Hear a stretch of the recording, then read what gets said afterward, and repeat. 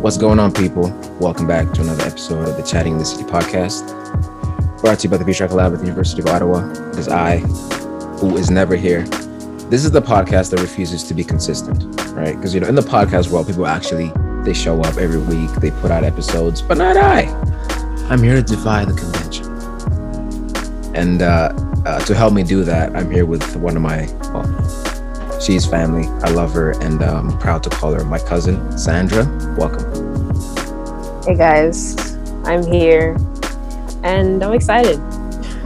Well, I'm excited to have you here. Before we get started, how are you doing? Woke up, had a cup of coffee. Nice. Then I had hot noodles, and honestly, I don't know how I feel yet, but so far so good. How do you? It's about 4 p.m. You still don't know how you feel about your day? No, because I woke up, I just woke up. Honestly, I don't even know what day it is anymore. Like, is anyone even keeping track? Like, I don't even know if yesterday was now or if tomorrow will be there. You know what I mean? But so far so good, So far so good. Well, thank you for being here. You pulled up with your do-rag. I respect it. I feel kind of bad now because I can't put on the do-rag. I got the hair going crazy. It'll be you just gotta it'll be funny. It'll be like I don't even know what that shape is, like a mushroom of a do-rag. Something strange. Oh, no, we can't do that. So I wanted to get you on here to talk about some of your art, the creative process, and sort of just why you got into it. And I guess the first question that I had, lately I've been thinking about a lot about habits, why we start doing things, why we get into them, why they become habits, why we keep them, going. And something that can happen with habits is that you can forget why you started doing the thing that you're doing, right? You can forget the initial motivation for the first act, the sort of that which you perpetuated, and then that became a habit. So I've been thinking a lot about that, and I started thinking, it's like, hey, why do people start doing things? And I guess I'm extending that question to you. How did you start making art? Yeah, how did you start making art? Just sort of give an overview if you can. Well, I don't know. I feel like I don't think I've ever actually told you this story, but I remember growing up, my older brother, he always used to be drawing. And I just always just was like trying to be in his like way and like trying to be like, oh, I can do better than you, like watch. So every day I would just be sketching and drawing. And also in elementary school, me and one of my really good friends, we made a comic book together. We collabed together and we used to make little comic books based on our friends. And I didn't realize at the time, but it was like a coping mechanism for anxiety because I didn't realize at the time I had anxious feelings about certain things, and it would really relax me. Like I remember in elementary school on the margins, like on the sides of tests, I used to get in trouble for sketching and erasing instead of doing the test. And, as I grew up, like I just got more and more into it, and now I'm in university for it. But I think, it was definitely like a coping mechanism for whenever I'd feel something and I didn't know how to deal with it. Right. Drawing would really be like a release. Like it actually, it helped me feel better. So, it's actually very poignant that you brought up habits because it first started as like a hobby kind of habit, like thing that I just used to like as a tick. Right. But now I've developed it more to be more intentional, Yeah. So in essence, you started as it being, well, first of all, before we get into that, shout out to JL, Big Baby J, the one and only. All right. He was actually, funny enough, he was the first guest on this podcast, the very, very first guest. Wow. Yeah, man. Love that dude. But you said you started drawing because you felt like you had anxious thoughts towards certain things, so that would help you kind of get rid of them and cope. Were those comics geared towards certain things? Because you said you started drawing with your friend about your friends, essentially. Like, were they geared towards certain topics? Yeah, like sometimes we'd make up like little scenarios, or like we talk about like it was all based off of this one book that we used to be obsessed with, which is basically like short form, like comic strips. And Okay. we tried to copy the same kind of styles and be like, one day somebody loses their pencil case and we interrogate all of them. And then like whoever finds it, like we punch them. Like it's just like elementary school type thing. So it was like mostly silly most of the time. I think we also tried to make like some kind of storyline, but we were like 8. So Okay.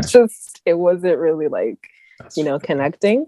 But no, I don't think I ever like fully tried to like tackle specific mm, situations and stuff. But you know, you could kind of say that like now I'm trying to do that a bit more in the work that I do more recently now. okay. Okay. That actually it's making me think of Lovecraft Country. I don't know if you've seen the show. I need Um, to. and in the show, the daughter of what is it? The main character's uncle, I think. She's also like she basically she draws comics for her dad because her dad basically travels around the country showing people the country whatever. And so when her dad's away, the daughter sort of comes up with some of the things that some of the characters her dad's meeting on the way, stuff like that, monsters maybe, just like it's interesting. That's why that made me think of. Um, and then I guess my next question, which obviously you already touched on, how you had anxiety and you tried to sort of deal with that using art. Um, Another question that I had leading into that one was, do you feel like certain emotions or certain mental states um, sort of propel you into making certain types of art or sort of towards certain styles?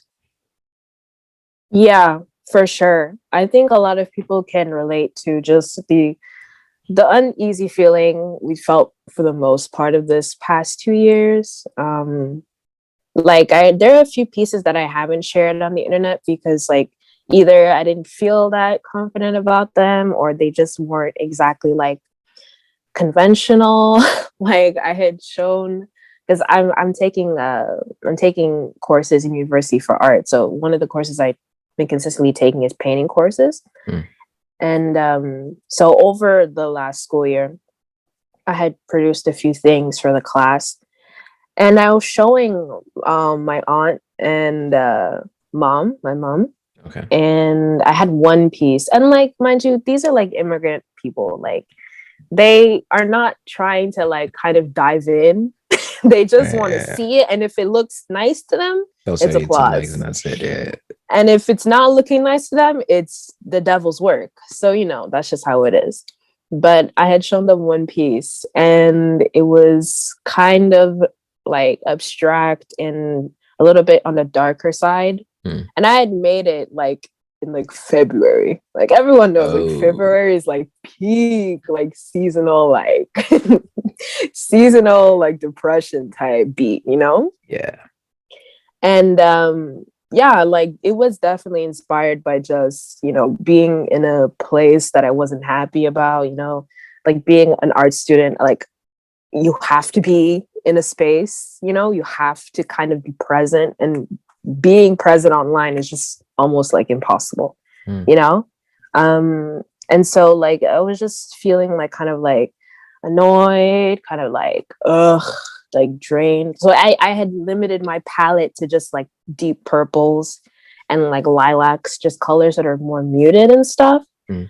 um but then for other pieces I've tried to like also like uplift myself in that same way, like by using specific colors and using specific, like, I guess, markers to show like a better mind state. And even sometimes I use it to lift my mood up as well.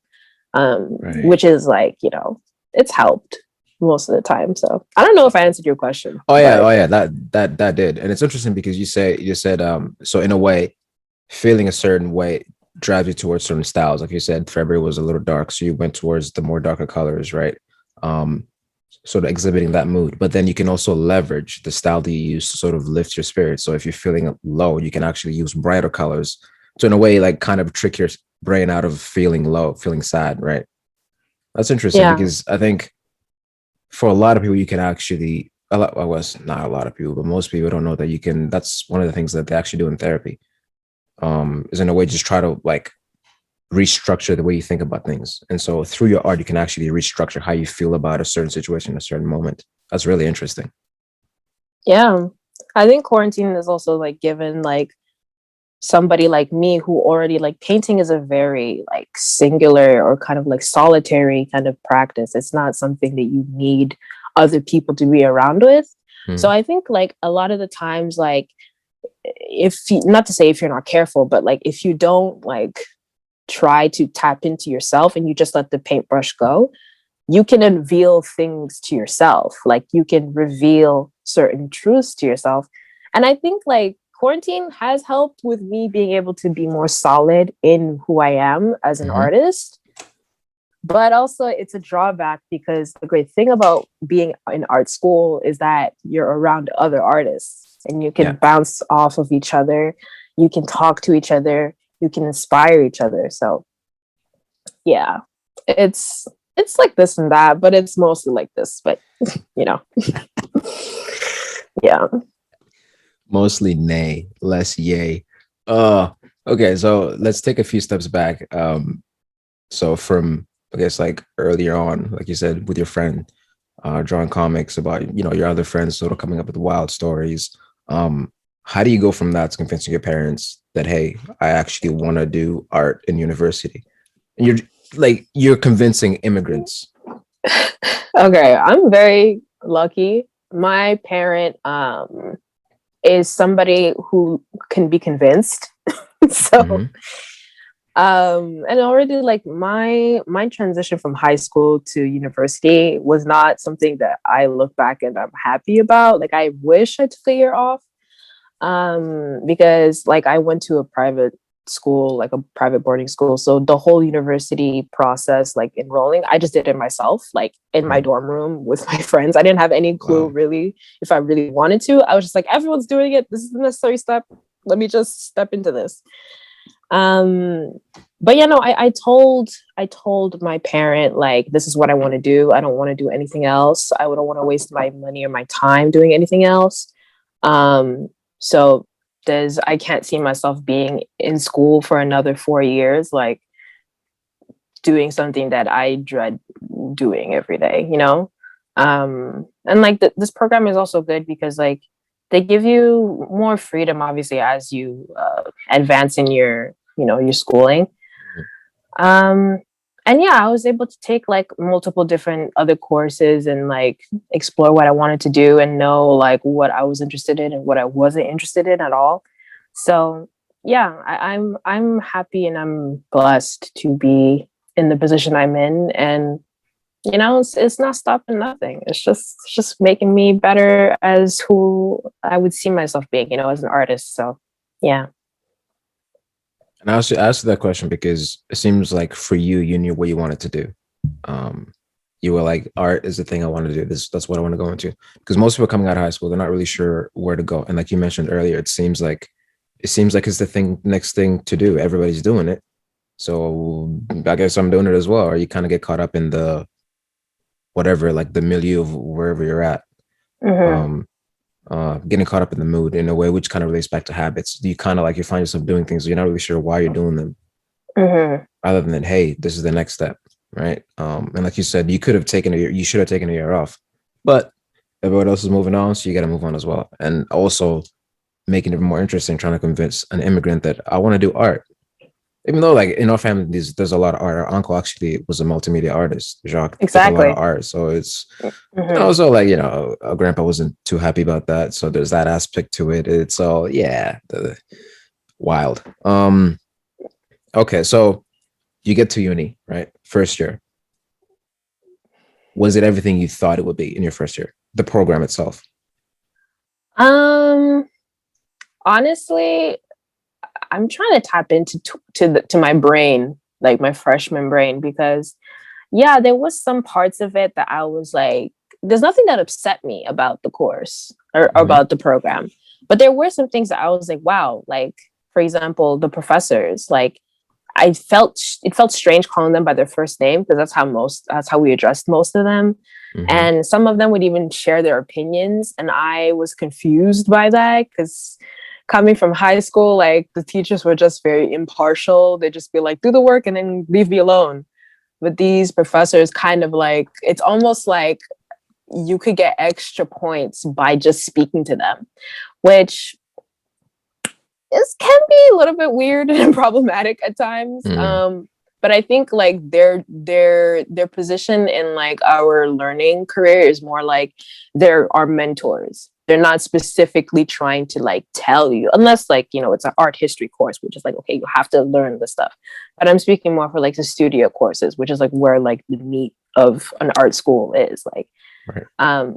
So yeah, like I think for sure, like my impression of it was like, this is crazy cool. Cause also like they have a lot of resources. Like you could go to the studio any time of the week, basically. And some Nice. people like used to also sleep there, which was kind of, you know, like for the students who were, you know, last minute kind of people. I never slept there, but I was close. Ooh. But yeah, and like you had access to like cameras, access to the studios, access to computers, to software. So it was very much like, you know, good, but you know, COVID came and kind of Took it downstairs. COVID came and took it downstairs. Were there any people in the program, or are there any people in the program, because you're still in it, who are like, in a way, the prototypical artist? Like you said, some people were sleeping there. So they're living this, like, they're essentially living a movie, right? They sleep at the studio. They come in, when they wake up, they wake up. It's just, you know what I'm talking about.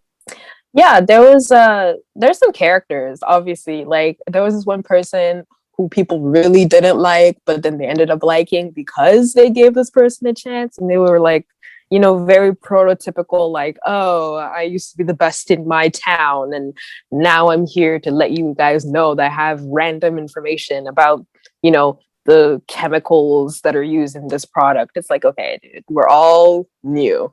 Right. Like, we're just trying to like get to know what's going on. You don't need to try to, you know, what's the word? When you're trying to like, Proselytize, yeah, convert people. Like, I'm yeah, preach. Yeah, same thing. Proselytize. That's the one. yeah, trying to come like a messiah or something. Yeah. Like, chillax, dude. Well, like you said, you know, they gave him a chance, and he probably came back around. And also, like, what's fascinating about, like you said, you need to be in a space with other artists, right? You kind of like, you know, you get vibes off of each other. And so he felt like people weren't appreciating his whole, you know, his shtick. He's coming out here preaching at people, giving y'all random information about the paint and what it's made out of, what the actual color is. It's not blue, it's whatever random name that he probably knew. So he was like, hey, you know, they're not appreciating that. Let me try to, you know, be more, be less of that. You know, Yeah, social learning 101. exactly that. Okay, so you get there, you're starting the program, everything is, like you said, thumbs up, things are good. Now I want you to like try to look back when you started to now, and sort of see if, like, has there been like a certain trajectory towards creating a style for yourself? I would say for sure that I used to be hyper fixated on trying to be an artist who could, you know, do proper reproduction, or who could do true to nature kind of art. So basically, Okay. like, you know, like those Renaissance pictures or paintings that are super like picturesque and Yeah. flawless. I used to think that, oh, if I work hard enough, I can achieve that kind of style. And, you know, like a program, like you start off kind of generalized. So where you're supposed to take sculpture classes, a photo class, a media class, and a painting class. I always kind of was more partial to painting. Mm. So in that light, like I would try to like strive for that, but also like I would kind of neglect other courses. But now I see the importance of having more of like a personal internal journey, you know, and like seeing other artists and taking from them what you can, and then enrolling that into your like own, like, I feel almost psychology, because the great thing about art is that it's not just about what you create, it's about what's behind what you created.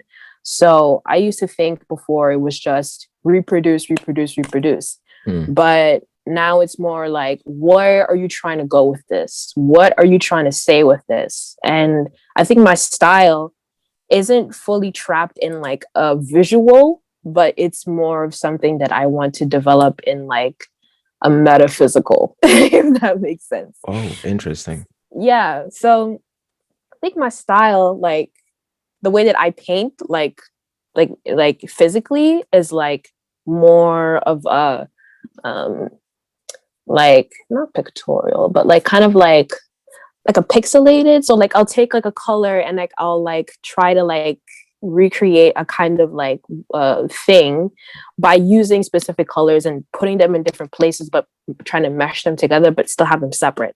So when you Okay. zoom in, it's like, oh, these are, you can see the colors that I use. When you Different zoom out, colors. Yeah. yeah, your eyes blend it all together because, you know, but yeah, I've been trying to focus more on a actual like either symbolic or kind of like a abstract philosophy when it comes to what I want to do.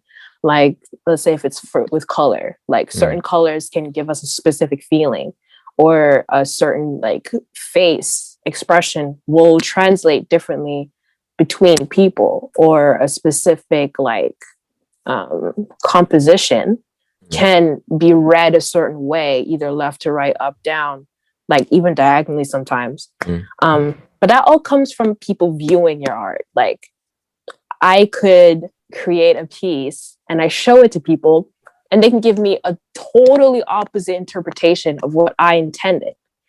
And I think that's also like really important. So I don't know if I have a visual style. I don't think I have a distinctive visual style, but I want to have a distinctive like voice, Okay. which can usually be interpreted, but like I'm still finding who I am like in my work, if Mm. that makes any sense. That's So, fascinating. I want to get back to the metaphysical aspect of what you're trying to do, but first, I was actually reading something last night, and this guy he was talking about he's a professor, a literary critic, and a bunch of other things, and he was talking about the role of critics, people who critique literature, art, and all that stuff, is actually to point out the things that the author or the artist might not have intended to sort of to be the message, but they're actually the message.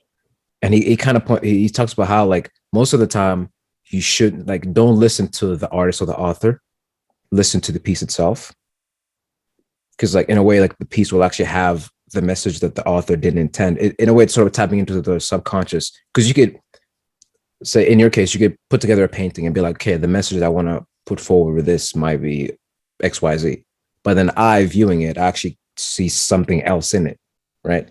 And if I'm actually he's arguing saying if you're a good critic, you will actually be able to see what the underlying message was, not the more sort of like overt explicit message. So that's really interesting. um and so yeah, let's go back to the metaphysical aspect. Your latest piece, the one that I'm actually going to use as a cover for this, I want to ask you about that. It's a self-portrait, right? Talk me through it, because what I see from my side of things is obviously there's you, and then there's it almost seems like there's like a almost like a portal behind your head, or I don't know, an aura, or I don't know what it is. Could you like, what was going on with that one? so this piece was inspired by a collective of things. I wanted to do a self portrait because it'd been a while since I'd done one, and it was for a final for my painting course that I just finished. Basically, like I had taken inspiration from another Canadian artist. Her name is Alex Garant. She's based in Montreal, and she Mhm. does kind of like a vertigo effect with her painting. She's super, super talented. So I wanted to take that element of like duplication, as well as kind of like a, a sacred kind of aura. Mm. So the great thing about taking art is that you learn about art history because we're forced to. So the way that I'm posed in the image has kind of like a early Christian iconography kind of style. And the light that's coming from behind is inspired by a nimbus, which is like a circle or like a marker of like divinity. Um, Halo, basically a halo. Yeah. yes, yeah. And the color also purple, it's a pretty like it's a pretty like I guess more like of a diasporic color for like Black people, like the color Mm, purple. And the title itself is called F You Pay Me, and it's based on that whole idea of like being given back what has been taken away from Black people specifically. And specifically, since I am a woman too, like this mm, piece speaks to like the double vision speaks to like what we see versus what we like see, like basically like seeing past the things that or seeing reading between the lines, I guess, if that makes any okay. sense. So like I feel like a lot of us inside of us, we have an intuition, or we have like a feeling that sometimes other people can't see or they can't understand. And for a long time in my life, like I feel like I always would see past certain things, but I feel also kind of like alienated by it. Like kind of feel like this is like if I mention something, so it's like, oh, you're not supposed to like point that out. And it's like, why Mm, not? If I see it, why shouldn't I be able to, you know?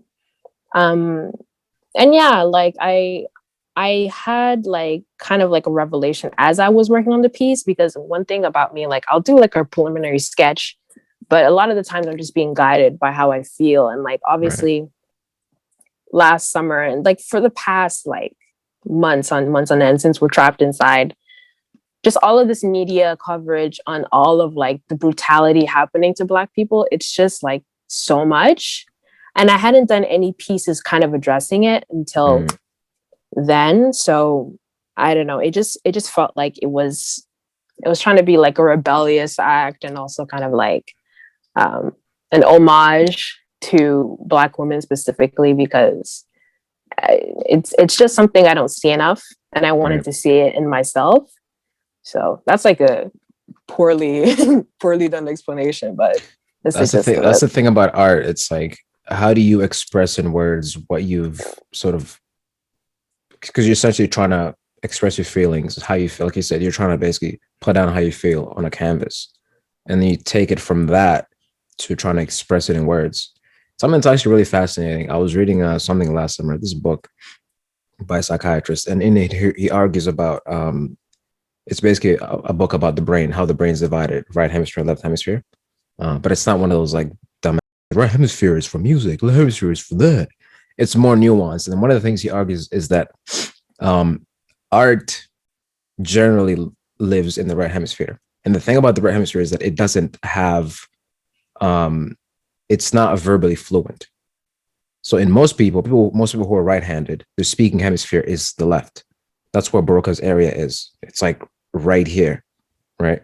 And so the left hemisphere is more verbal, it's more sequential, stuff like that. So when you try to basically create a piece of art more with your right hemisphere, let's say, but then try to describe it using words which are more from the left, things get kind of mixed up because it's just like there's a mismatch essentially in communication.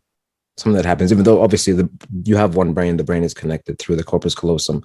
There still isn't like that.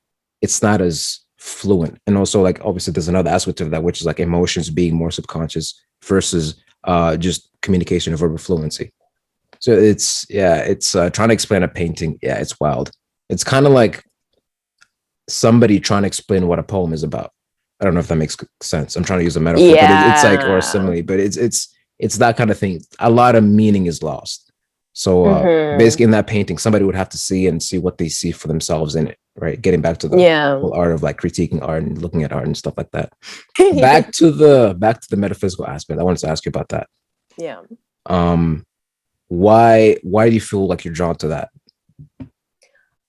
Because it's the most interesting thing to me right now. Like, obviously, like things that are like, obvious truths, obviously, yeah, okay. Those are great. Those are fun.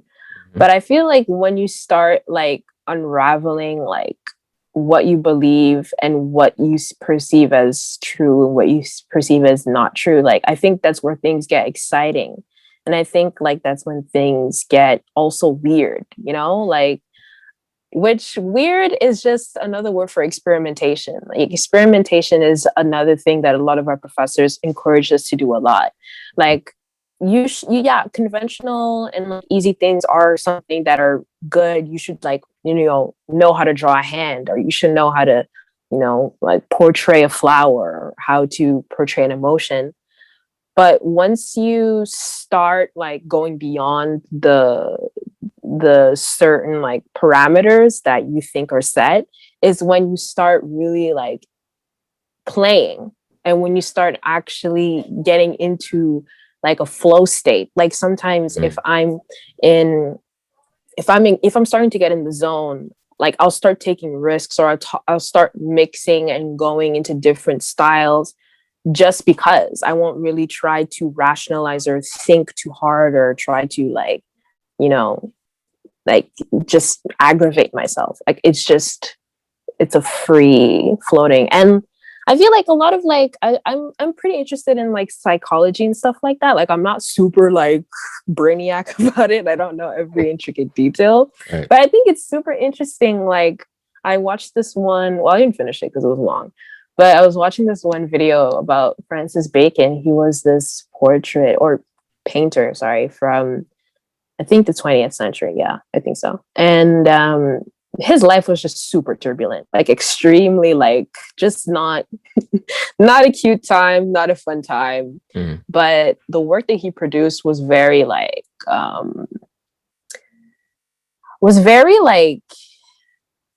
jarring, is the best way I could say it.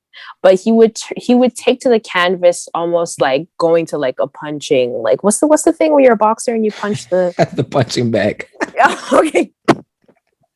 Yeah, sorry. He It's all would right. go at it like that. Like he would go in there and just kind of like make a mess, but also the mess would be like an indicator of where he is in life. And like as he kept painting, because he never got formally taught, people started realizing like the like markers, what was going on in his life. So one example is his portraits of like popes. I think he did like the Pope Francis or Pope Innocent, like the eighth or something. Mm-hmm. And he took inspiration from Velasquez, and like Velasquez is like this like 17th century like Flemish amazing painter. And when you put the paintings side by side, they're based like Francis's like image is based off of the Velasquez, but it's extremely like cold and dark and kind of dreary. And people were able to infer that from his childhood, of him being, he was gay and he was ostracized from his countryside living family because he had asthma, and he was somebody who was trying to figure himself out. There were a lot of elements they were able to find about his life just from a painting, just from one, and from when it was created and all of that. And that was because he wasn't trying to follow the like, regular kind of like recreation. Right. He was taking inspiration, but also injecting himself into that. And I think that's like something that, not to say that I want to like copy this man, because he was very like crazy, but I think that kind of thing is really, really cool, because also at the time, like nobody was trying to do like very abstract and like conceptual work. People were still trying to, Perfect. The basic, like a perfect face, the portrait facing one side, yeah, I know what you're talking about. And I'm actually looking at the painting you're talking about, the Pope Innocent. Jesus. Yeah. Jarring was the right word. Jarring is just the right word. Yeah. And actually, one of the paintings that I did see made me think of, I don't know if you've seen, it's all over on the internet if you just look it up, paintings created by people who have schizophrenia. I watched a video on that recently, or just artwork by them. Yeah, it is. It kind of goes back to my question that I had, sort of like mental states and emotions, sort of propelling certain styles or just certain themes. Like you can literally see the delusions in the art, and there's so much like there's so much pain and there's so much confusion and it's yeah. And then now I'm looking at the Pope Innocent, and it's just kind of the same thing. Oh my God. Yeah. That's the thing too. Like if you just kind of like let go and you just go at the canvas, like there's some pieces I haven't finished yet, or I just don't feel like they're finished yet. And like I had certain emotions going in, and even for me myself, I felt uncomfortable trying to like even decipher what I was feeling or what I was seeing that I felt from what I had done, you know? Mm. So I think for sure, like the whole idea of like metaphysical and like kind of not just not obvious things that you would want to see on a canvas. I think those are the more interesting things. And at least for me, I find them to be interesting. Like obviously Canadian art is, you know, like a forest and like a creek and like a little cabin house. Maybe that's a deer, great. you know, caribou, But elk. yeah, but that's also not shaking the table. It's not doing Yeah. anything, you know? At least that's how I think. So Yeah. When you said metaphysical, my mind just got sort of went straight to I guess the most obvious thing, which is like metaphysical philosophy and stuff like that. But trying to inject that into your art, it's fascinating. And I can't wait to see some of the new pieces that you come up with, because if that's kind of where you're leaning towards, I'm excited. I am excited. All right. me Well, too. I don't want to keep you too long. But I do want to ask something I've been asking sort of, well, I guess the last two guests, you and the last one. What's the most positive thing that's happened to you in the last year? Because, you know, we're locked down, and like you said, it's mostly thumbs down. But what's a thumbs up? Something that really stands out to you? Yeah, I think for sure it's just me feeling more internally solid, I would say. Because spending time with yourself, you're obviously going to speak to yourself and you're going to confirm yourself and validate yourself. And I've been trying to validate myself more in a way that's not like just superficial, but in a way that's like, you have to convince yourself, you know? Like you have to tell yourself that what you're doing is not terrible, how you're feeling isn't stupid. And you know, how you're dealing with things also, it comes from a certain place. And I think exploring that too, like the pandemic has given us pause to be able to do that. And also, you know, I'm not homeless, you know. I'm not somebody who's like you know, wanting for so much. And I think also that reminder is great, because obviously we've seen so many people lose their jobs and so many people like just be greatly affected by this pandemic. And I'm just grateful that, like, although my life isn't like, you know, peachy cream and amazing, it's not that bad. So I think also recognizing that, like, that's given me, like, it's a good thing to know that I'm okay. I'm going to be fine, you know? So perspective. Yes, definitely. Yeah, perspective. Yeah, like you said, it's giving everybody pause, and you have to look at yourself and, like you said, speak to yourself, figure out why you're feeling certain things and all that. So yeah, perspective. It's interesting. Actually, the last person asked the question, they said, what was the word he used? He said he found direction in this past year. So I guess being by himself, like you said, speaking to himself, he was like, okay, well, I guess this is where I want to take my life, and being able to have the pause that we have now. And you can look at it as, you know, it is terrible. People are losing jobs. People are dying from COVID, but you can also try to look at it the other way, injecting some perspective into it. That's a great answer. Before you go, where can some of the people find your art? Or if you want to promote anything else. Yeah, for sure. My Instagram is at NEJEART. And also on my Instagram is my Squarespace for my portfolio for current work. And also me and artist friends have created this initiative called the Moving Art Gallery. We're basically a community of people who want to put a highlight and spotlight on Black women artists. Nice. We're planning on trying to do at least one event coming up soon. I have to just figure out the logistics. You know, school is taking up most of my brain space. So now, you know, be on the lookout for any incoming events coming up. They're obviously going to be virtual. But yeah, that's the majority of that. And when can we expect some of the some of the newer pieces. You said you have a bunch that are now finished. You don't feel like they're finished. Yeah, the thing about unfinished work is I hate to be that guy, but like, yo, where's the art, man? Where's the album? You feel me? Oh God! I don't want to be that guy. Oh God! I don't know, man. I want to get into a more meditative space. I want to start reading one of the books I've been saying myself I want to read. I do also want to do more like interesting, fun, little, quick art. So, you know what, guys, you'll get it when you'll get it. That's just what it is. That whole answer was just for that.